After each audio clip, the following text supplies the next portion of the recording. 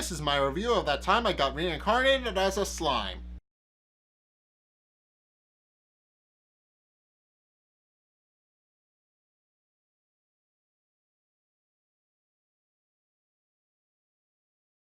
Okay, so we learn a bit more about how interdimensional travel in this world works. Apparently, it is possible to go forward and back, but it's very difficult to do. And we do meet a new character, whose name is the title of the episode, so I'm just gonna leave his picture up here and you guys can figure it out. But anyway, the story around this episode is that immediately after defeating Charbdis,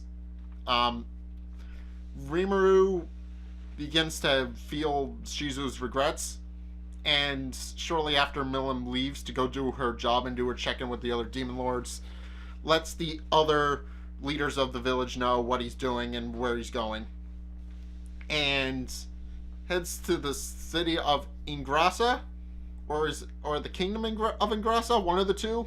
Either way, he goes to Ingrassa and is kind of marveling at the fact that there's so many different advancements in the city, which is kind of amazing because it is a rich city that he travels to. He travels to the capital in order to find Shizu's old students and runs into the titular Yuuki after meeting with him, and they don't get off to the best start because, well, Rimuru does kind of look like Shizu, who Yuuki happened to be an old student of, which he's not okay with and believes that he actually did something bad to Shizu, but we know he didn't.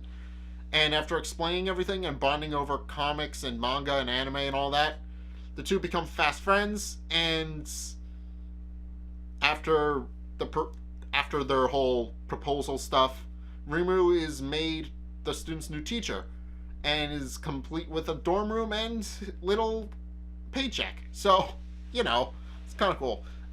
But then things get a little bit sad because not only do we meet the kids, who are quite energetic. One actually takes a pot shot at Rimuru while he's walking in the door, but we also learn through Yuuki that they only have about 5 years to live because they're summons.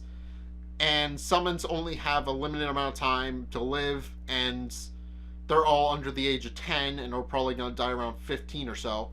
So basically they're walking time bombs and are going to kill over in a couple of years, which is something Rimuru desperately wants to prevent, and we're going to be seeing that in the next episode. But for the most part, this episode through Yuuki tells us a little bit more about how travel to and from this world works. Apparently it's possible to get into the world, but it's a lot harder to get back out. And apparently a lot of the rumors about goblins and gargoyles and kappas and all that exist in our world, according to this anime, they're all true. So I don't know, we'll see. It's definitely an interesting little concept.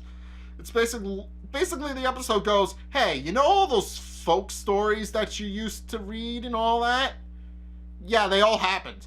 So that's basically what this episode says. It sits you down and is like, hey, everything you know is true. And that's kind of funny. I mean, it's not so much.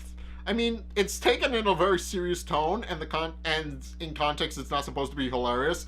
But it's just the fact that that monsters exist in the world Rimuru's in now, and some of them have actually managed to walk their way into our world. That's kind of funny. You gotta admit. It's not. The implication is that folktales are real, which is actually kind of funny because I know quite a few folktales, which means that which means that every story that has had like a fictional monster in it may be referenced in fact according to this anime. It's not like anybody's going to ask because it's an isekai story. It's not set in this world, it's set in another world, and we're never gonna meet any of the characters. So it's not like we can just sit them down and ask them.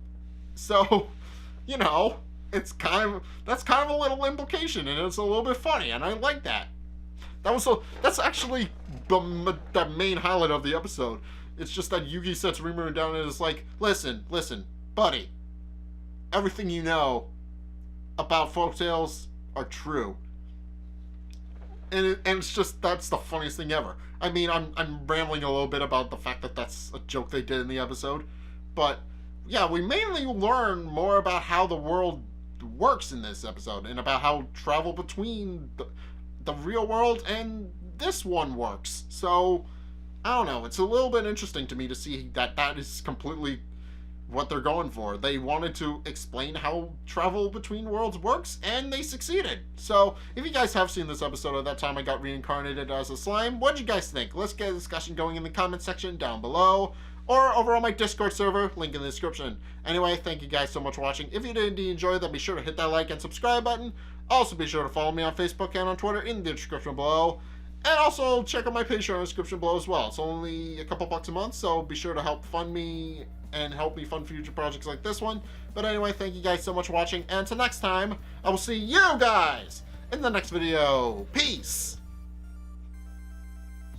30 in the top 60%, so...